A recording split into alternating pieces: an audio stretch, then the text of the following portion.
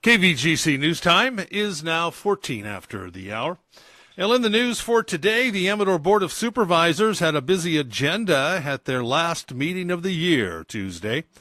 The board formally voted to increase the pay of both Amador County Sheriff and District Attorney, correcting a situation where the deputies of each position were being paid more than the department head.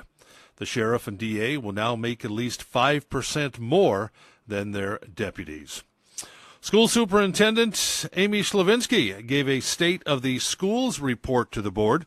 Slavinsky touted student achievements, new facility construction, and positive survey results for student health, but acknowledged a drop in the district's test scores and the need for budget cuts to balance the school's books. And the board also approved a road closure for Coal Mine Road through the month of January for construction improvements related to the new Buena Vista Casino. Also, the board gave approval to go out to bid for a new roof on the Chukey Store Museum in Fiddletown. $18,000 of the project will be provided by the county, $30,000 from the Fiddletown Historic Society.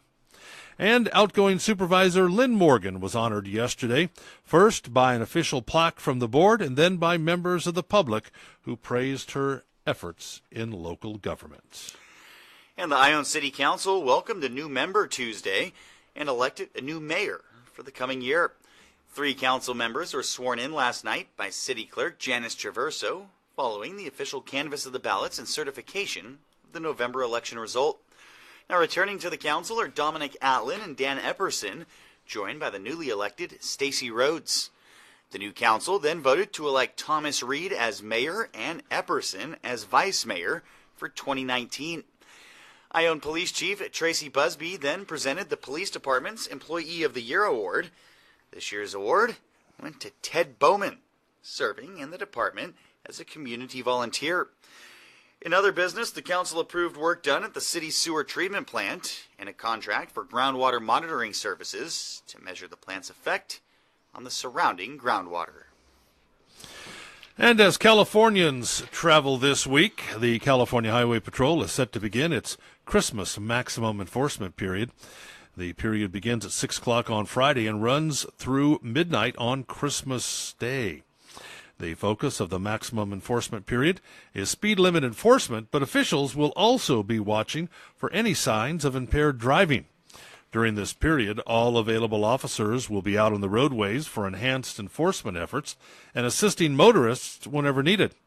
16 people died in collisions in the CHP's jurisdiction during last year's Christmas maximum enforcement period. Of the 12 vehicle occupants who were killed, half were not wearing a seatbelt. 3 pedestrians and 1 motorcyclist was also killed. Statewide, 27 people lost their lives in auto collisions. The maximum enforcement period is intended to further safety of motoring public during the holidays. Well, looking for a unique handmade Christmas gift? Amador High School ceramics class will sell handmade Christmas ornaments, and they'll donate all proceeds to the Sheriff Department Toy Drive. The sale is being held in front of the high school today from 7:40 to 8:40 a.m. All ornaments are only $5. Now, the students have been working very hard on these ornaments, and they're happy to give back to a great cause in the Sheriff Department Toy Drive.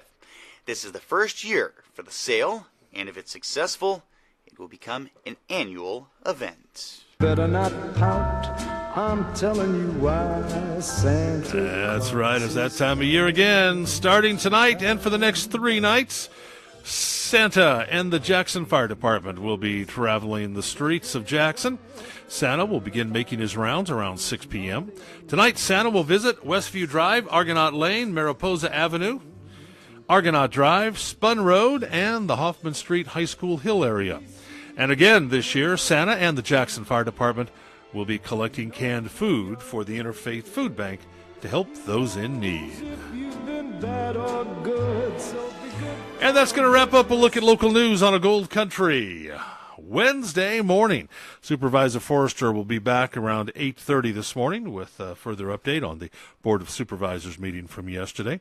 From the KVGC News Center, I'm JD. And I'm Jim Geedy reporting. Remember, for the latest news, traffic, and weather 24 hours a day, to visit our website, kvgcradio.com.